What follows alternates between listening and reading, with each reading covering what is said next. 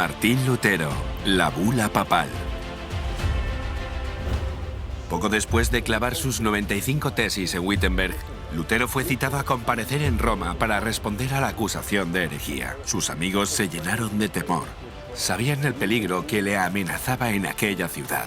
Recordaban a Juan Hus un siglo antes, cómo se le había prometido un salvoconducto y un trato justo, y aún así lo quemaron en la hoguera.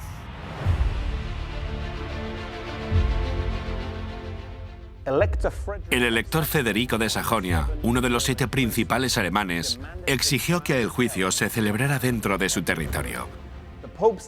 El legado papal asistió al juicio en nombre del Papa, pero antes del juicio se le ordenó al legado papal perseguir y condenar sin demora a Lutero, y desterrar, maldecir y excomulgar a todos aquellos, cualquiera que fuera su posición en la Iglesia o el Estado, que no persiguiera a Lutero y a sus simpatizantes. De esta forma, salió a relucir el verdadero espíritu de los adversarios de Lutero, sin que se viera ningún rastro de justicia. Por estas fechas, un amigo muy querido de Lutero, Felipe Melanchthon, vino para ayudarlo y apoyarlo. Era más joven que Lutero y un erudito muy bien formado. Su cuidado, gentileza y exactitud complementaba la valentía y energía de Lutero. Se decide que se celebre el juicio en Augsburgo. Muchos amigos de Lutero le aconsejaron que no fuera, porque temían por su vida. Pero él estaba resuelto en ir a Augsburgo. Por entonces, no gozaba de la garantía de un salvoconducto, y sus enemigos esperaban que viniera sin él. Pero Lutero se negó a ello.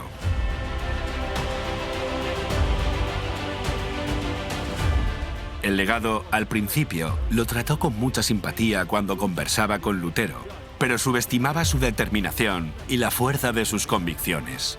Lutero protesta porque le piden que se retracte sin antes mostrarle sus errores. Para cada respuesta demuestra su respaldo en la Biblia. Pero la respuesta de los prelados era siempre acalorada, repitiendo constantemente: «Retráctate, retráctate». Al darse cuenta de que este debate no llegaba a ninguna parte, Lutero pidió presentar sus conclusiones por escrito y las entregó al día siguiente. Las entregó al legado, quien directamente las arrojó a un lado. Entonces Lutero enfrentó a este hombre orgulloso en su propio terreno, con las tradiciones y las enseñanzas de la Iglesia, demostrándole que sus suposiciones estaban equivocadas. El juicio no llegaba a ninguna parte. Poco después, Lutero se retiró junto con sus amigos. Intentaron intimidar a Lutero por medio de amenazas, pero no funcionó. Los escritos y las enseñanzas de Lutero se esparcieron por Alemania como fuego salvaje. Finalmente, Roma recurrió a una bula de excomunión. Lutero fue condenado junto con sus seguidores. Les dieron 70 días para retractarse o ser excomulgados. Normalmente esto llenaría de temor a cualquiera, pero no a Lutero. Se reunieron en torno a él un grupo de doctores, alumnos y ciudadanos de Wittenberg, y bajo un árbol en este mismo lugar, quemó públicamente la bula papal de excomunión y las leyes canónicas.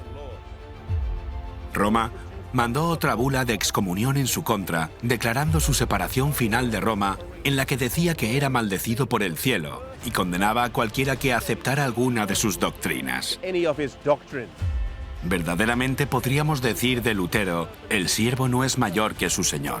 Si a mí me persiguieron, también a vosotros os perseguirán. Por más que las formas de oposición a la verdad hayan cambiado con el paso del tiempo, existe aún el mismo antagonismo y se manifestará en contra del pueblo de Dios hasta el fin del tiempo. Si estás siendo perseguido por los ideales que defiendes y por tus convicciones, deseo animarte. No importa quién seas, dónde estés o qué situación estés enfrentando, mantente valiente del lado de Dios. Mantente con decisión del lado de Dios, cueste lo que te cueste.